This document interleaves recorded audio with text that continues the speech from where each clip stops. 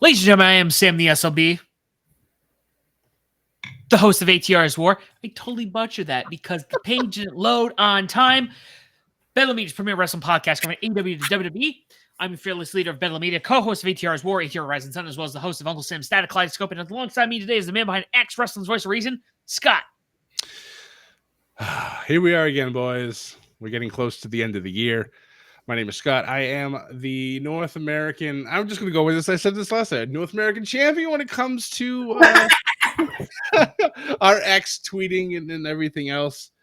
I am currently one half of the Bedlam Media Wrestling Champion with our third man, Ethan. But if you watched our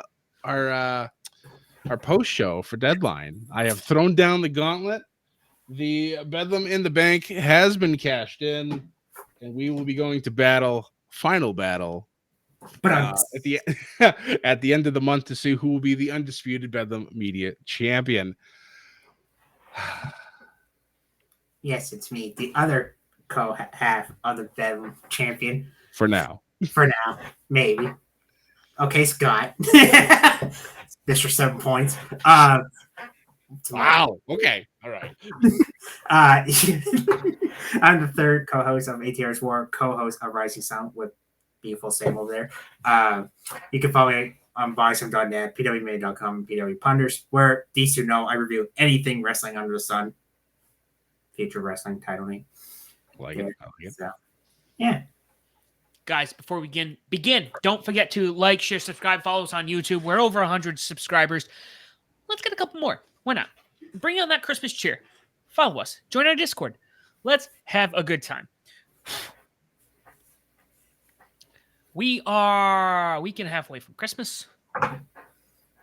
Final Bedlam is coming up in 2 weeks. It's one of our big shows. It'll be like our big 5. We'll call it. We need to start making the big 5 for Above the Ring.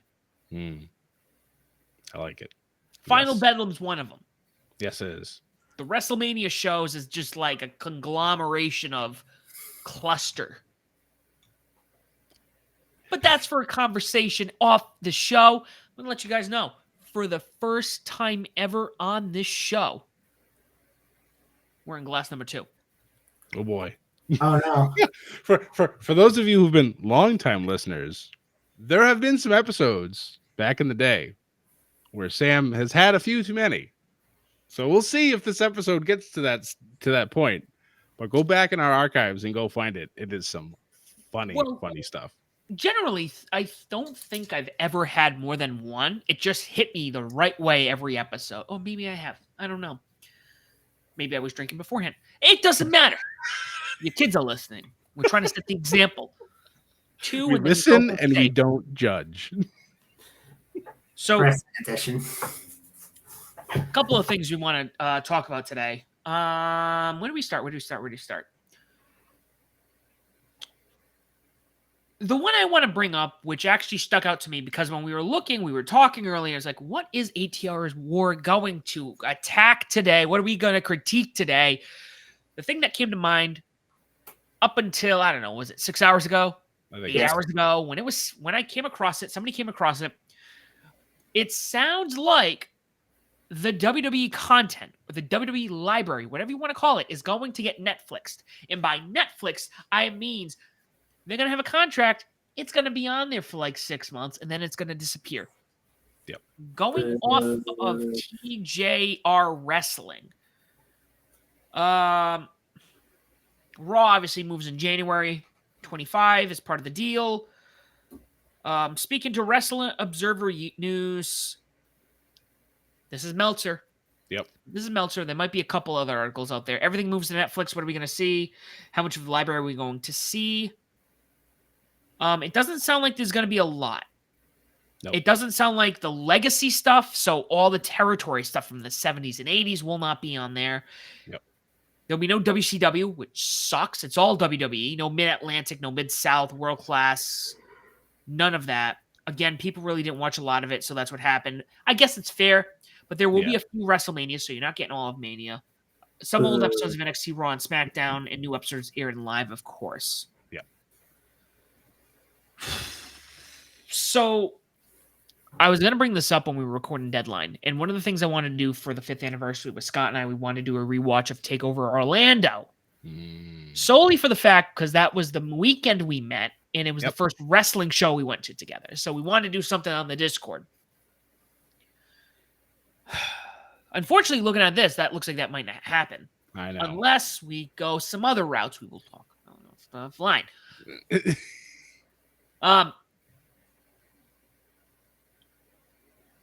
This sounds like this is a win-lose. I don't know, guys. Your thoughts overall? There's something about this that doesn't sit well with me overall, even though it's a good contract for WWE, and they don't have to worry about commercials. We don't have to worry about Well, they're still doing commercials. I mean, they're using. I think they're using Raw as kind of like the template for how they're going to get their commercials out there. I think actually, if I did, for those of you who unfortunately watched the Jake Paul Mike Tyson fight, which I was one of them, and I'm not a boxing fan really at all, but I watched it because it's the pure spectacle of the whole thing. They had commercials kind of weaved in through, and I thought they did a good job when the whole thing wasn't buffering for 10 hours. But I digress.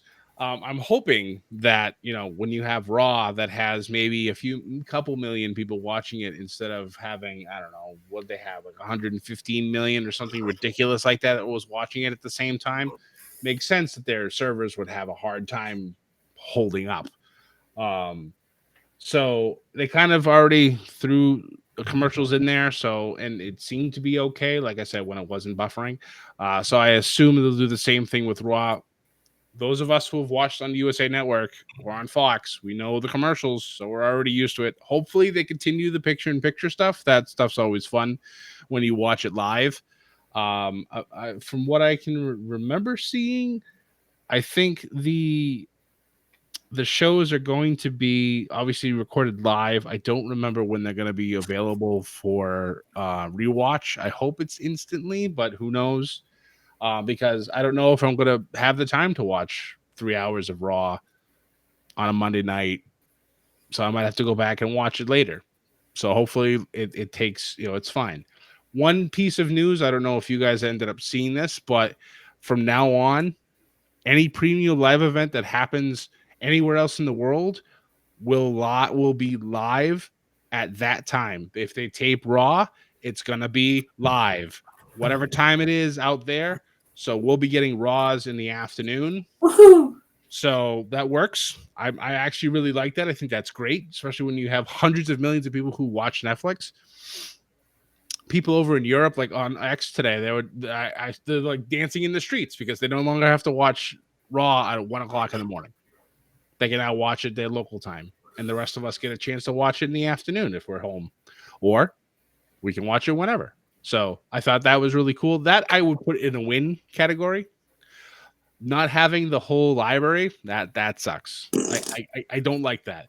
I wanted to go back and watch the WCW stuff because it's been since the 90s since I've watched WCW. I also think going off of the at least WCW, ECW, and it's not just like, well, they own the tape library, it doesn't need to be there. I almost think that is as important as the rest of the library. I agree. Not to knock the territory stuff, not to say that wasn't important, but the impact, okay, the purchasing of the territories led to what WWE became. Yep. The Monday Night Wars was like watching the Vietnam War in the 70s, where it was the first time that a war had been televised. The same thing with wrestling, where you're like, oh, this is happening in an industry that we thought was real. Yep. But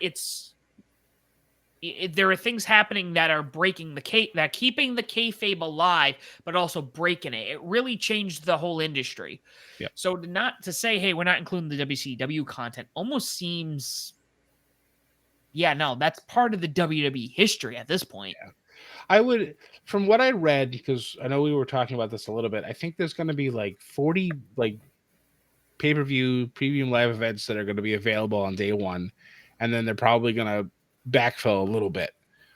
I'd hope at some point, if there's enough people that are clamoring for it, that they'll put the WCW stuff there. I'd love for them to put the ECW stuff there too. That was another thing I was watching when the US still had the WWE network. You know, I understand why, you know, WWE sold their library. It makes them a ton of money. It makes their shareholders a ton of money. So from a business standpoint, it's the best thing to do.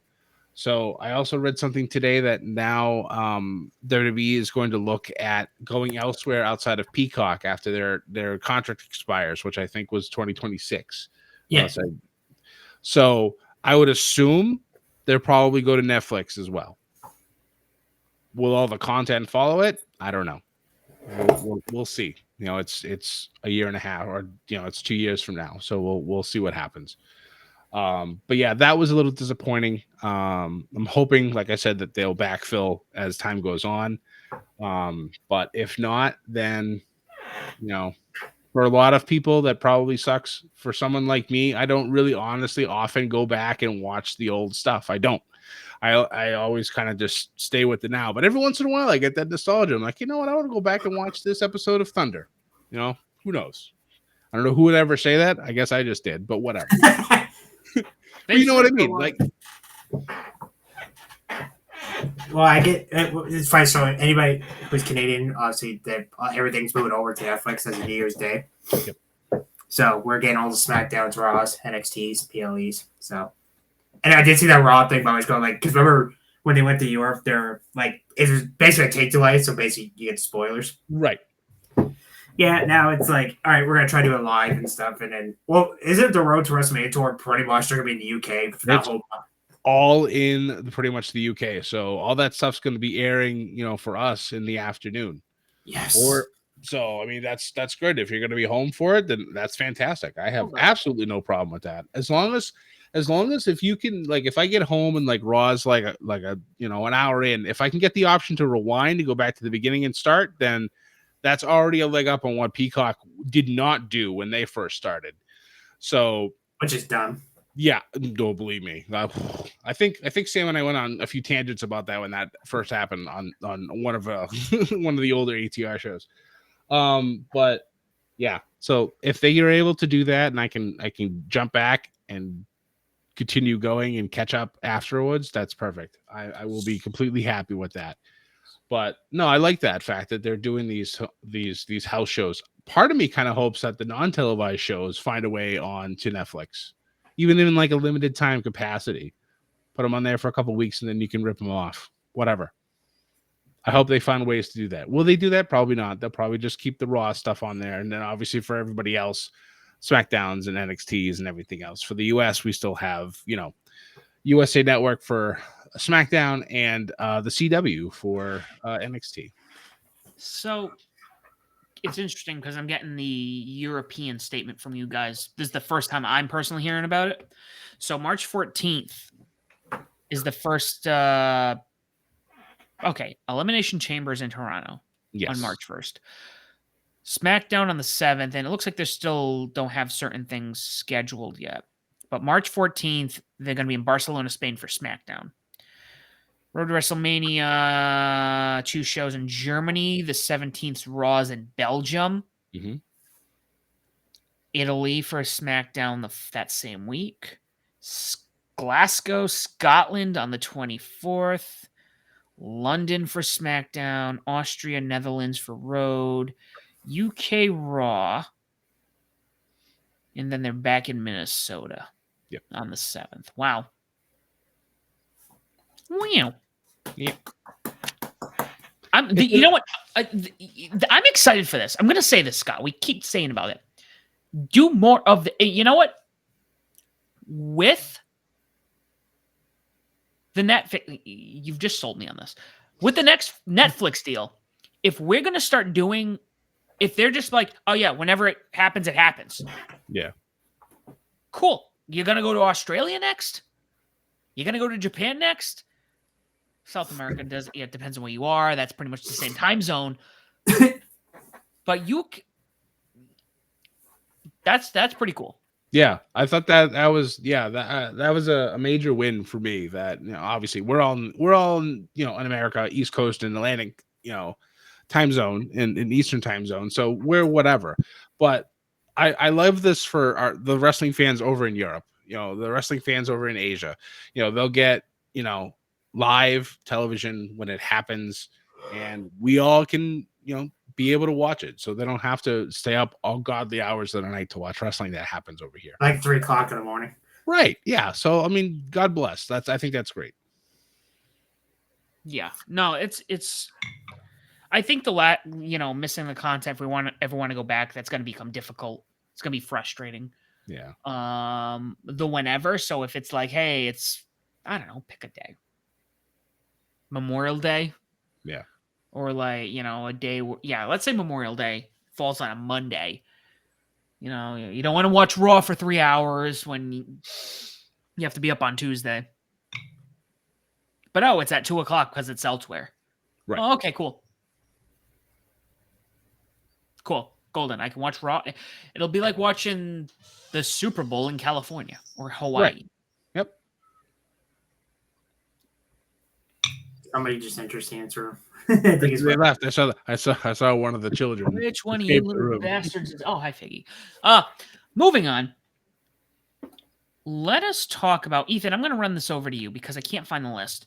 So you mentioned ESPN releasing their top 10 tag teams of the year.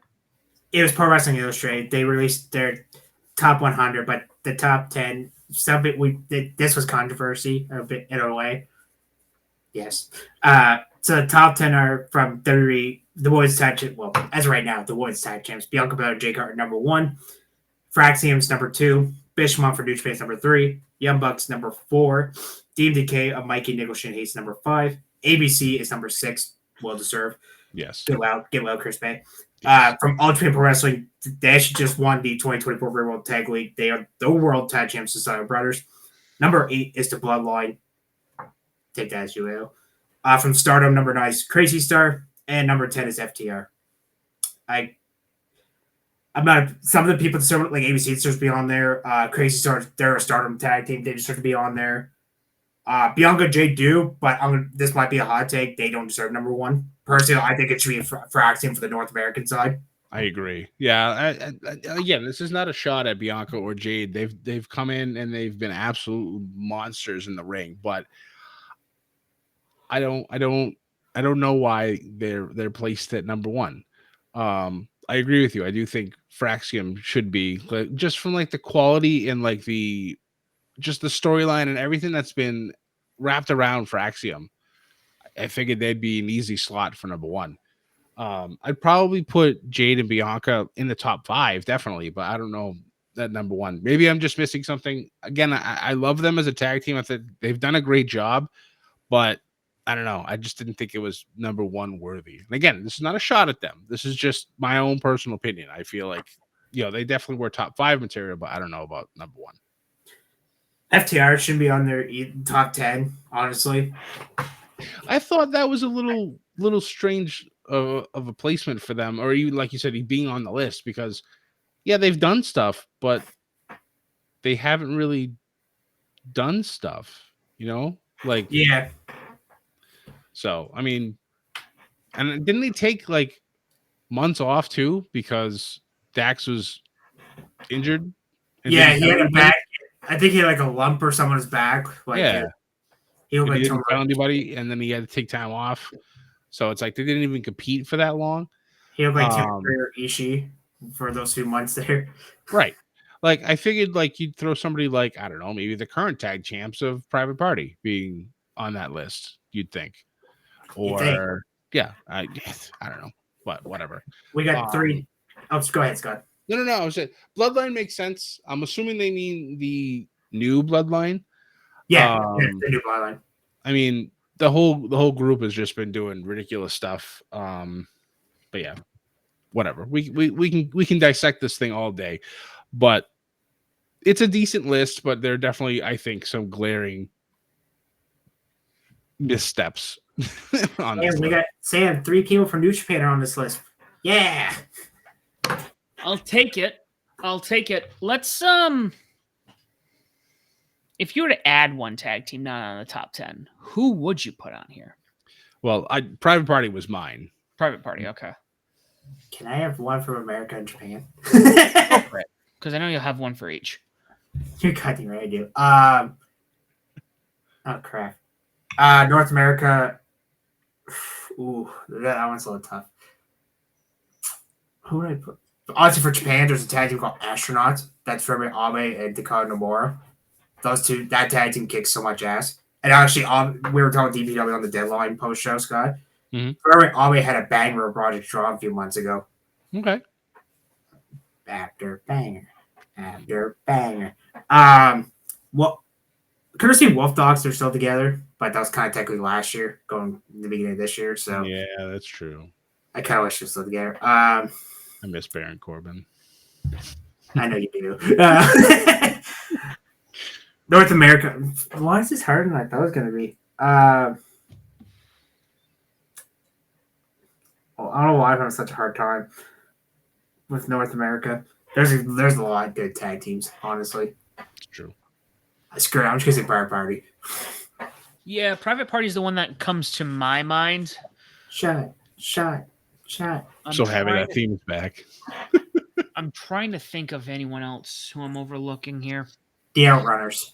Yeah, oh, you read my mind. For some reason, that's a tag team. I'm just like, I know it's supposed to be like nostalgia bait. Feed this to me. I love everything about these guys. Can we get them as tag champs, please? Oh my god! Imagine the heat those guys would get. Dude, the pop. They're over. I love their videos, by the way, especially FTR when Dax literally dyed his mustache blonde for like 1 week, and they're like, all right, we're going back to normal color. Yeah. Big fan of the Outrunners. I love those guys. They're so epic. Well, I mean, there's another group, there's a group in BR Wrestling called Big Business. They're pretty good. I actually love Doug's in that group, Scott. Nice. The MLW, there's another tag called Cozy Max. They just won the world titles from Suzuki and Kwan Katori unit. You can catch it on YouTube where Guy Jack is. Scott, it's free, Scott. You don't have to pay for it. It's free. I know. It's just a matter of time. That's my problem. I know. But like this list, I saw like ABC deserves to be honored. Like not count Chris Bay's injury, pre-injury. Yeah. Crazy Star, they're a Stardom tag team. They kick ass. Wayne Gore could be on there as well. They're not a Stardom tag team. I also said Athena and Billy Stars, but they don't really team much, honestly. True. Another team, Damage Control. Thank you, Damage Control. I get behind that. Who else could be? Morrissey Machine Guns, I can see. True. You can never not include them. Like Team ATR. I mean, you could also throw DIY on there now. I was thinking DIY. That was another one. I'm always a sucker for the Acclaimed. I don't know. When they come out, Yeah. they still have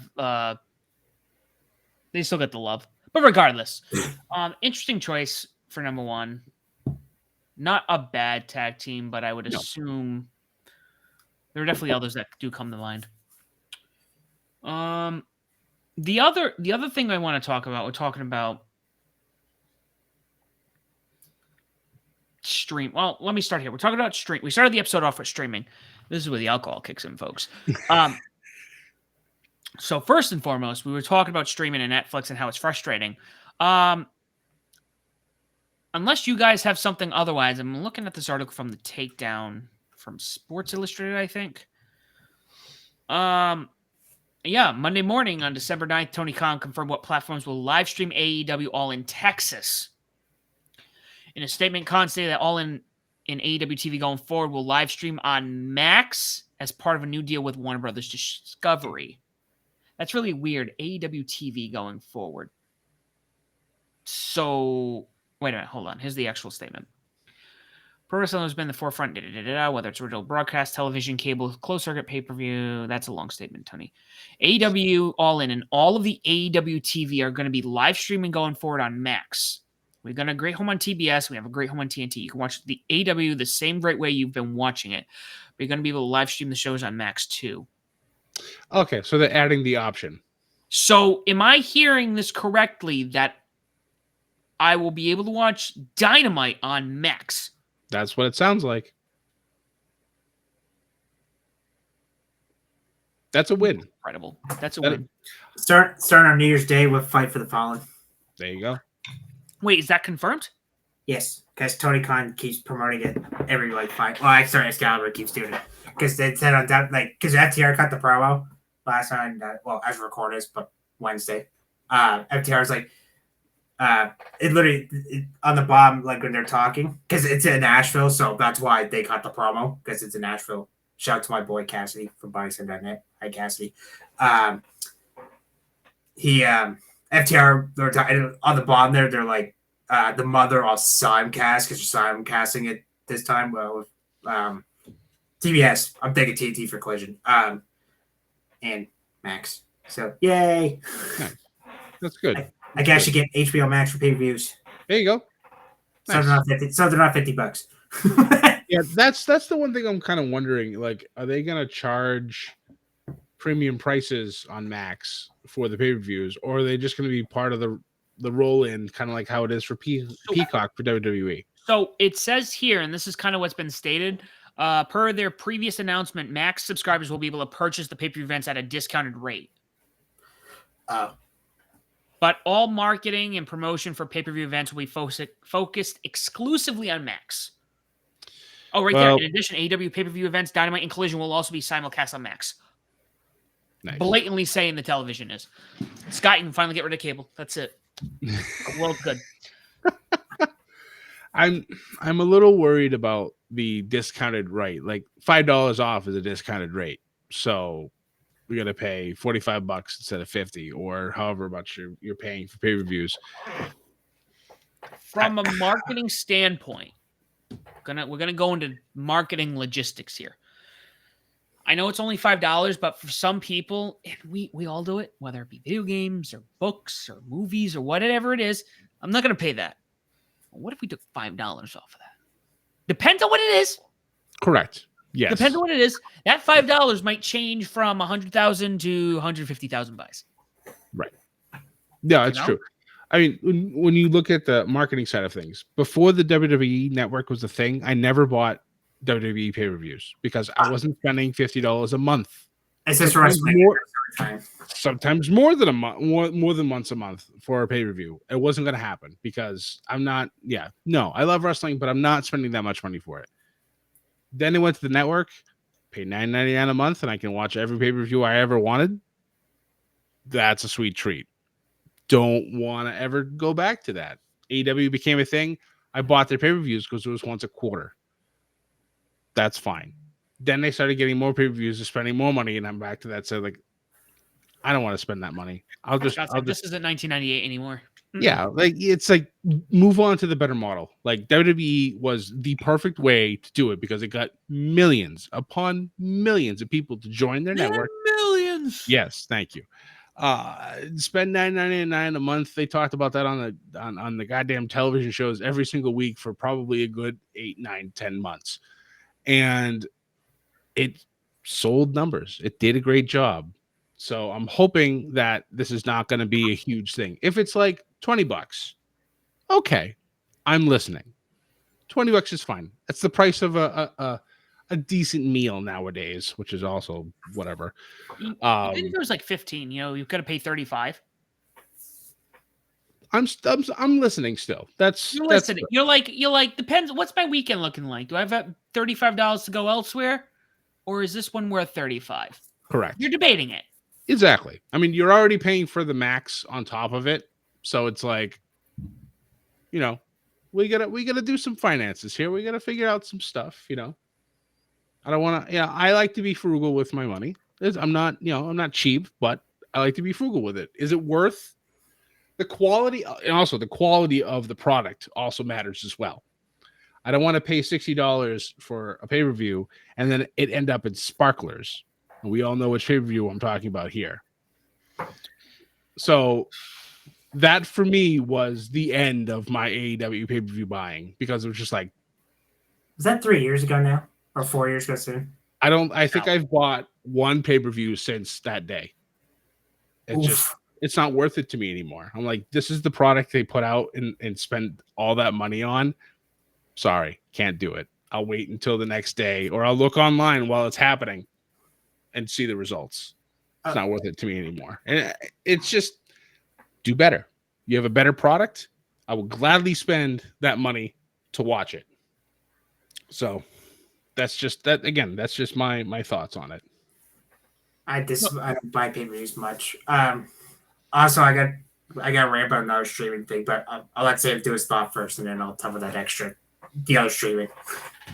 No, I was just kind of like gonna kind of conclude on that thought there that, you know, this is, to me, the pay-per-view thing's nice, but, you know, I don't like paying for cable, and I got rid of my streaming.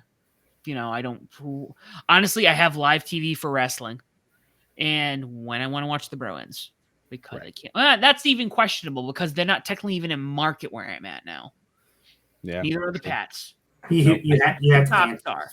I think the Sox are because they're in. I mean, but then again, Boston's in the same, I think, division as the Lightning. I couldn't tell you. It's frustrating trying to figure out this sports marketing crap. Yeah. But outside of that, I think for me, Dynamite and Collision being on a streaming service, it's a win. That's a win. Huge W, guys. Huge. Yeah. W. All right, I gotta think for a minute. I gotta get self-interest. Similar to streaming services. Ladies and gentlemen, it's time for me to be a negative again. So, Pro Wrestling Noah's got a show on New Year's Day. And mostly they do pay-per-views on Wrestle Universe. Kind of like Max, but sometimes you get paid for it. So, there's a Japanese television called Bima. And it's going to be airing on that. So, the only people who could buy it is the United States, so YouTube, Thailand, South Africa, or South America, one of those two countries, and somewhere else. In South America's many countries. That's why I'm like, wait a minute. Oh wait, hold on, sorry. USA, Philippines, Thailand, and one other country. I forget who it was. Okay. So that leaves out Canada, UK, and the rest of the world that I didn't mention. That's rough. You have Noah fans in Canada. I'm one of them. Why are you not? It's annoying. And then people, I see people tweet about like this. Fair enough. Like, oh, we can't air live. We gotta wait till VOD. Blah, blah. You can air it live. If you aired it in the States, you can air it in Canada. I might have to go to Sam's house to watch it. There's got to be some, you know, it's funny you bring that up. I think it has to do with, it has to be some, I'll never understand it, Ethan, because you know what? In some weird, sick thing in my mind, the US and Canada are practically the same country. So stuff like this, it's like, if we got it, you got it. If you got it, we got it. Pretty much. You know, but it's like this copyright stuff and this illegal stuff. Well, technically not the United States, or technically we're not Canada, so we have to license it a different way. We have to market, you know, it should be that easy. I will completely agree with you. But it's not for some reason. Kind of like going back to Saturday Night's Main Event. You should be able to just go, oh yeah, I'm going to get Peacock and I'm just going to watch it. Yep. And you can't. That should be it. Yep. You know, for licensing purposes, it's not going to. So this is the tweet from Noah. You can see my phone. So that's how the New Year's show. So the countries that you could do it is USA, so YouTube again, Thailand, and Korea, and another different countries. But like, literally, do I gotta go to? I don't want to wait 3 weeks. I want to watch. Nakamura's on that show. That's right. Nakamura's on it, and like we're a country over. We're the sister country of the States. Why in the fuck can Canada not watch it? I don't know. That's like me getting a pay-per-view and you two can't watch it. Like, right. Noah, I like you guys, but you're making it hard for us. Well, let me throw something at you. This is almost gonna.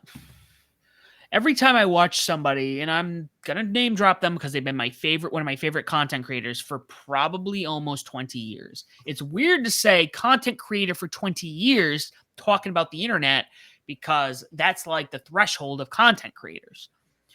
I've been watching the Angry Video Game Nerd since like his inception. Hell yeah, angry video game. You know, I remember when he was in the Angry Nintendo Nerd, and he did everything on his website, Cinemassacre. But he always advertises, a VPN service. And at this point, it's kind of like, and it's always the ads. What if you want to watch this movie on Netflix, but you can't get it in your country? So you just switch it over to this country, and now you can watch that movie. It might be an option. Sam's got a valid point there. We might have to invest in an ATR VPN. That is a valid point. I mean, most of those VPN services will give you some type of trial. Maybe you could try it out. Put yourself in Vermont for a little while and watch your Noah show. Dude, don't tempt me. I'm half tempted to. I mean, honestly, if you want to watch it that bad, take a look. I might have to. I got some discounts. I get some. There you go.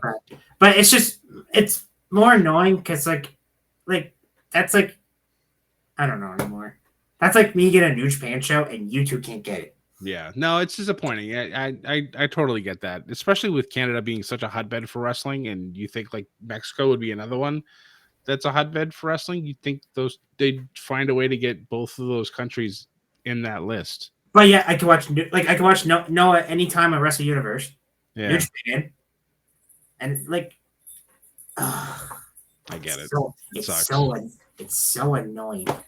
They're more heels than the New Day. Ah. We're in a weird transition. A lot of things going to streaming services, thing. At some point, I think it's going to weigh back out. I mean, it's great. It's on streaming services, but it's also like difficult if it's different country or like you don't have to. I don't know. Worst case scenario, we'll go back to good old cancer streams. I did not say that. The whiskey. But yeah, I didn't want to get off my chest, but no, I just do better. That's all I'm saying.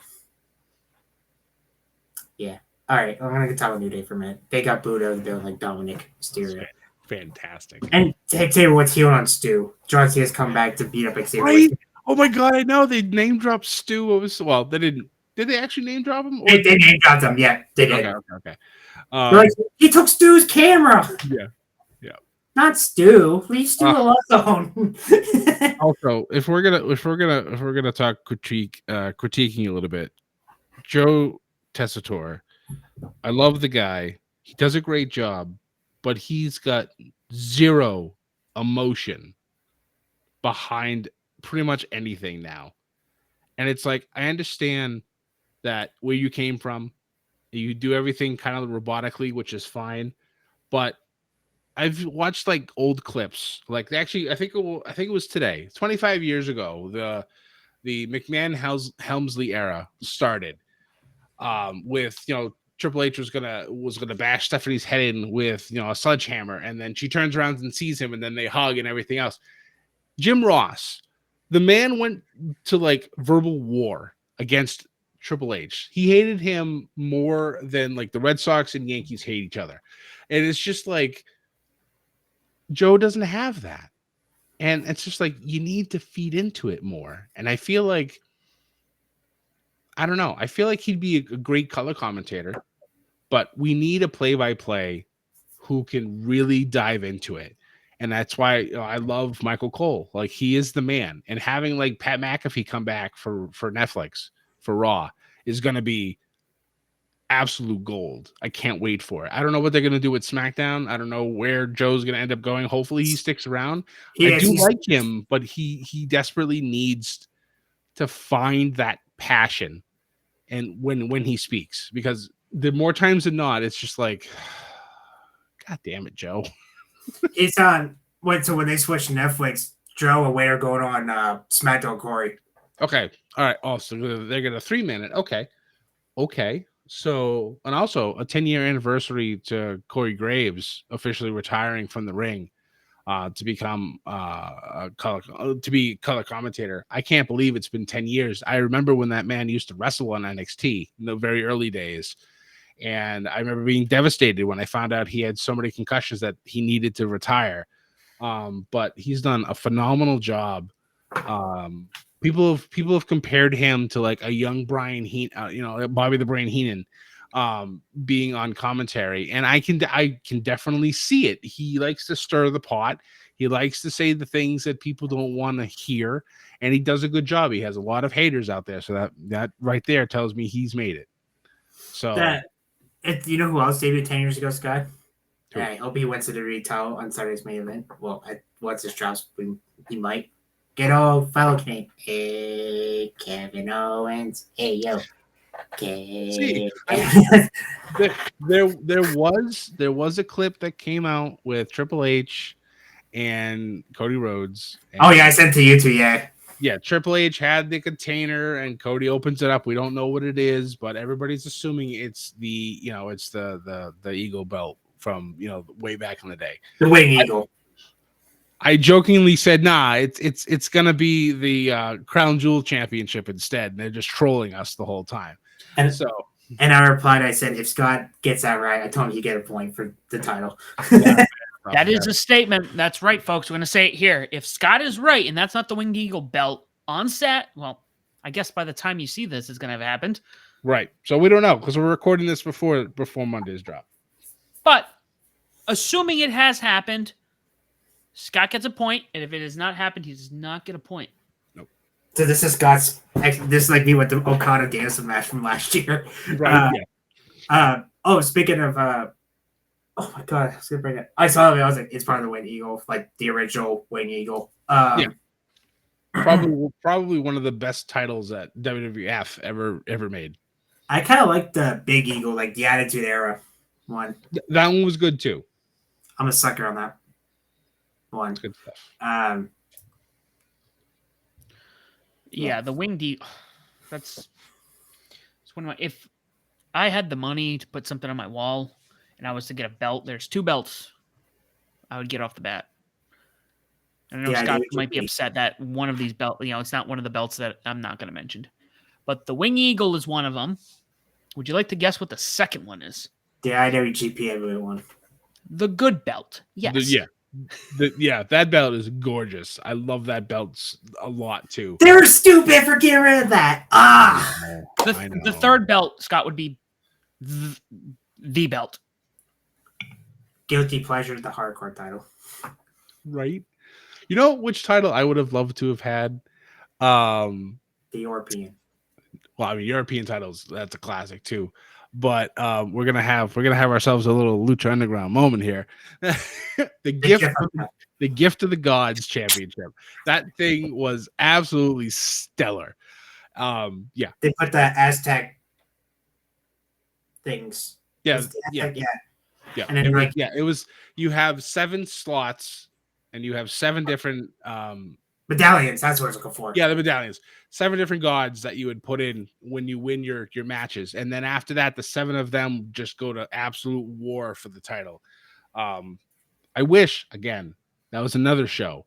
I wish if it wasn't just still stuck on the El Rey network, that they would put that out.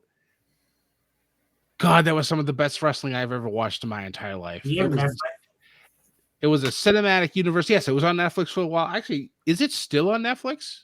Like season 1? One sec. Because if it is, Sam, I need you to do some homework. I don't know if you have Netflix now. I know you're gonna get it for Raw, but if Lucha Underground season 1 is there,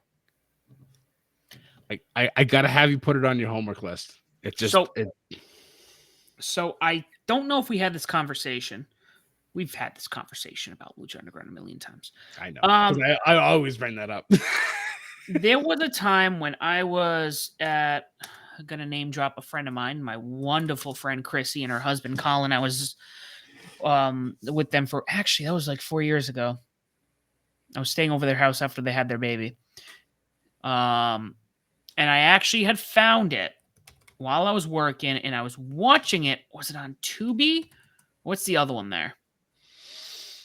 It's on Pluto. either Pluto. Yeah, Pluto TV. Yeah. It was free. So I watched, I think, like the first like 3 or 4 episodes, and I was really into it.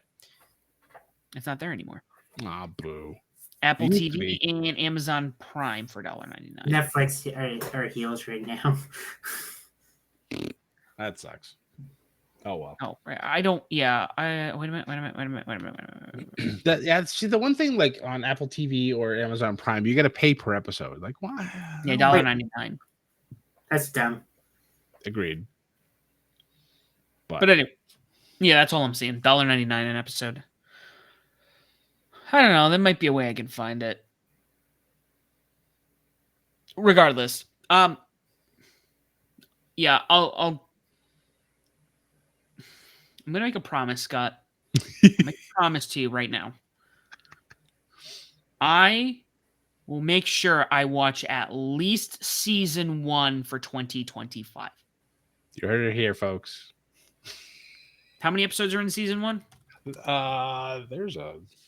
There's a boatload. Well, I think every season had a whole bunch. Hold on. We're all looking it up. I know, right? How many episodes? 39. 39 episodes, yeah. All right. I'm going to somehow watch this next year. We're going to make it work. We're going to make it happen. Regardless. So, I want to wrap up quickly with we were talking about All In, how it's going to be a max. The other thing I want to touch base on, and I'm like 50-50 on it. I like the numbers, but I'm also like questioning it. A lot of reasons. I think we're probably all on the same page. All In Texas is already seen as of a couple of days ago. This is by ATR Wrestling as well as F4W Online. It has cleared $1 million in ticket sales. It looks like 1.25 million. Third highest. Wait a minute. Highest grossing event in North America in the history of AEW, and third highest grossing event in the company's history overall, surpassed only by the All-Ins in Wembley. So these are the questions I have. First and foremost, cool, great. Highest in North America, that's big. Third, that's awesome, but you got to remember how big Wembley is. And where is this again? This is in Arlington. Yeah, it's the Texas Rangers Stadium. Global Fight Field or whatever, or Light Field. Yeah, or whatever. Like Global Fight Field, owned by Jeff Jarrett. Oh my God, there's a callback. You know what? That'd be funny. He should walk down and be like, "I own this stadium." Right. So, Global Life Stadium has a capacity of 40,000 people. Record attendance: Morgan Wallen for almost 43.6.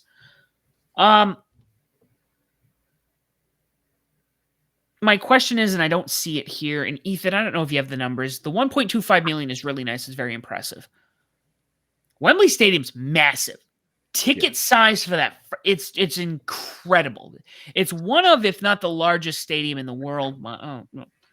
At least number 2. I know the one in Pyongyang, North Korea, is the biggest. What do we know the actual ticket sales? Thank you, Ethan. Yeah, 1 sec. And 2024 ticket sales. Yeah. Yes. Not the revenue, the tickets themselves. Because I bring this up because I know they were having problems selling tickets in Australia. They've actually had to move. Move venues, which is too bad, but yeah.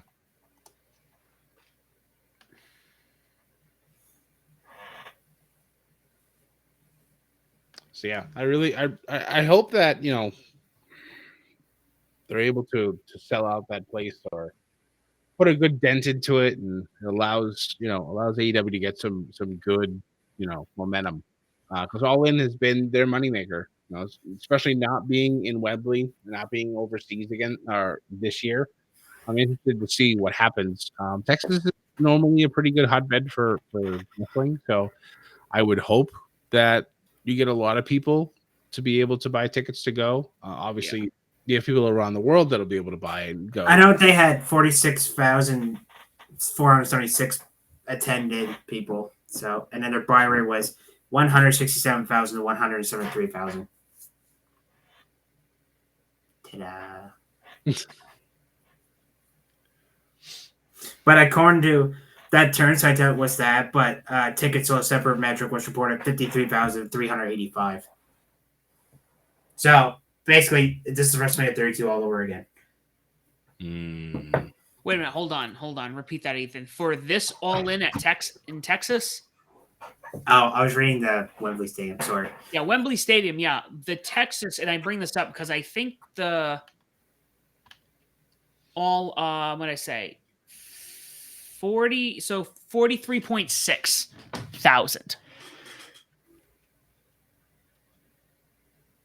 1 sec. Let me. If it's gonna tell me.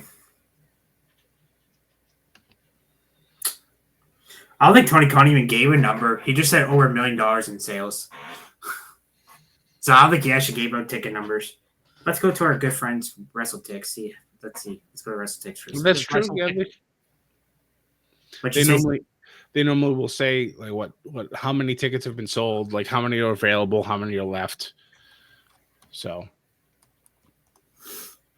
when did they go on sale? Last week? Yes. Something like that. Yeah, the pre-sale went last week, and I think the general sale went this past Friday or Monday. Maybe Monday, as in like a few days ago. Monday. So, well, I'll tell World Jam real quick. So I just came up. So, Sam, you're going to that show, right? Still gonna get tickets. I keep saying, at this point, it's gonna end up like the Patriots back in like 30 years ago. I'll be able to walk up and they'll hand me tickets.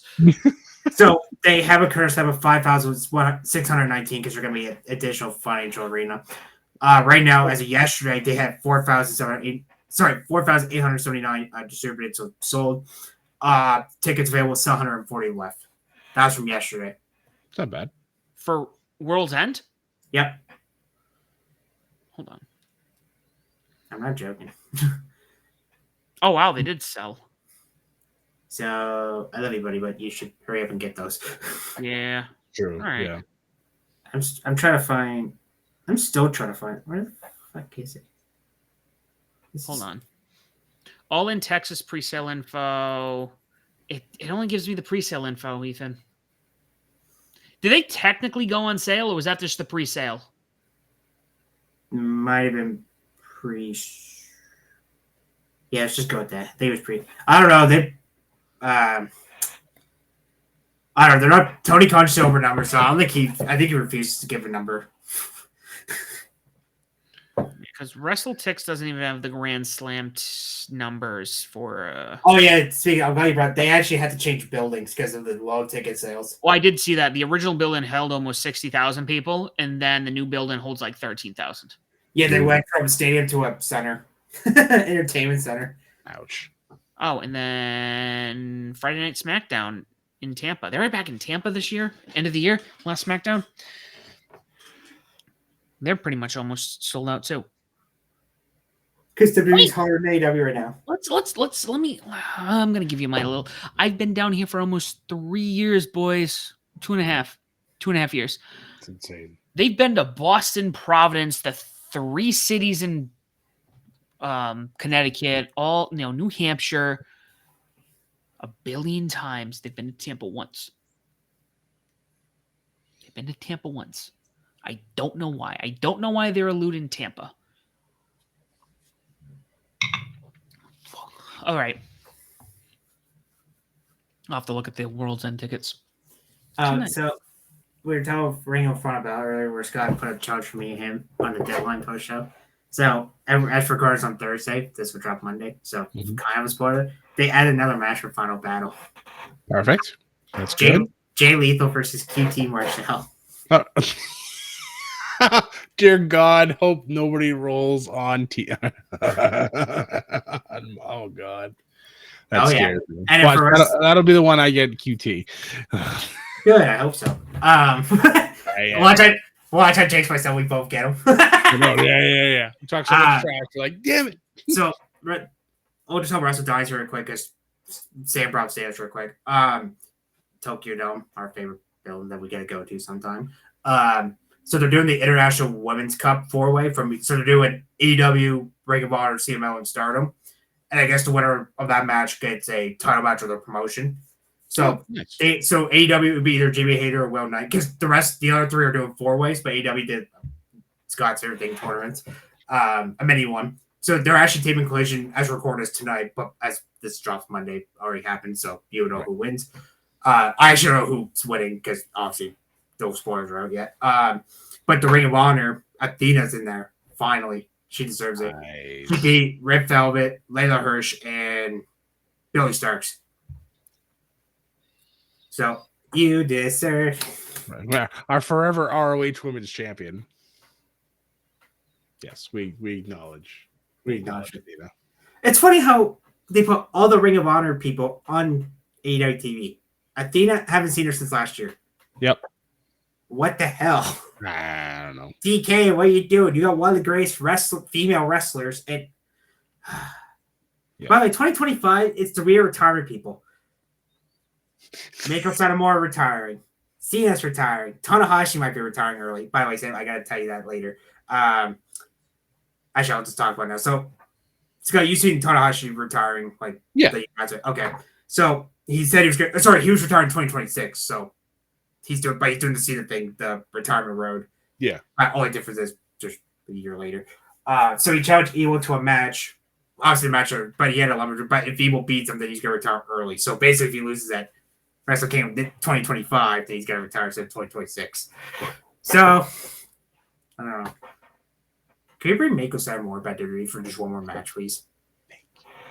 On Rock, which Scott's wearing the final boss, but it's for The Rock. But the original final boss. Yes. Mako Satomura. Game put on damage control. Oh my God.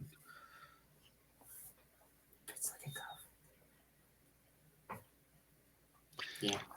I love how we completely went off the rails on this episode. The last 25 minutes, we've just been everywhere. Preview Final Bedlam, boys. That's true. Valid point. Final Bedlam is our favorite episode. We're gonna go off the guys. I think we'll end the show on this note. 5 years of Above the Ring next year. I think the whole year we're gonna go off the rails. We're gonna have 2 anniversary shows in January. We're gonna celebrate all year, 5 year. Because I'll tell you right now, I don't think most podcasts with this little viewership gets this far after 5 years. That's true. Ooh, that was a shot at ourselves, but we're at 100. We're going. And we're going to kick out 2025, baby, with Wrestle Kingdom week. Woo! Mm-hmm. We're going to kick it off strong. I have some ideas for things I want to do. I literally read that, and I just read something that came into me. It's like, I have some ideas. As I said, I have some ideas, but it had nothing to do with what I was reading. Mega's back on that show, guys. He's back on New Japan for AEW. So, AEW co-branded show, but still. So yeah, so Final Bedlam, I think we can go off the rails. We're gonna have a good time. Our anniversary shows gonna be all year round. January is gonna be the main. The 2, I was gonna say it. Top 10. Top 10. We're gonna have top 10 with Ethan on one of them. You're gonna hear his top 10 for 2024. There'll be the 3 of us, and then there'll be something a little more intimate. Get your candles. Get your, just enjoy yourself. It's gonna be Scott and I, the OGs, the guys who started this back in 20. And yes, this is longer than 5 years ago, but Scott and I did this back in 2018. We initially birthed this brainchild. Here we go. Ethan knows what I'm putting down. But we're gonna have a good time. We're gonna find a lot of things to do. We're gonna really pump up the brain. We're gonna have a good time. Before we go, guys. No, I did not get as wild as I should have. I need to drink more. I need to drink more the next time we do this. Ethan, where can people find you? Oh, sorry. 1 sec. Ethan, literally, for those of you who are listening to it on the podcast, not watching it on YouTube, Ethan shut off his lights. He was doing the wave with this. So he literally became the Man in Black for a minute. Yes. And right there, we'll get us canceled. Anyway, you can follow me on Twitter. Dark joke, ladies and gentlemen. Wrestling_fan_9. You can follow me on Above the Ring Twitter for the Japanese side, the Japan champion. You can follow me on bossname.net, pwmade.com, pw ponders on where everything I do there. So yeah, keep it. And my podcast, Welcome Ethan, every Fridays and Sundays. Your turn, Scott. You guys can find me pretty much everywhere on all streaming platforms as Scotty J Stream, and I am the North American champion when it comes to everything on X for wrestling with ATR. So yeah, 2025 is gonna be nuts. I can't believe we've been doing this for 5 years and having Ethan on board for over 2, and it's just yeah, it's nuts. I'm very much looking forward to the anniversary, and obviously Final Bedlams have always been fun. So this will be Final Bedlam 4. So yeah, it's gonna be good. I'm looking forward to it. Guys, and don't forget to find us on our Discord. That'll be in the link below. You can find us on Facebook, Instagram, and YouTube as well. We're on all streaming platforms. If you cannot find us on one, let us know. We'll put ourselves on there. Guys, we are out of time. Thank you so much for listening. And as always, do not forget to join the Bedlam. Thanks, guys.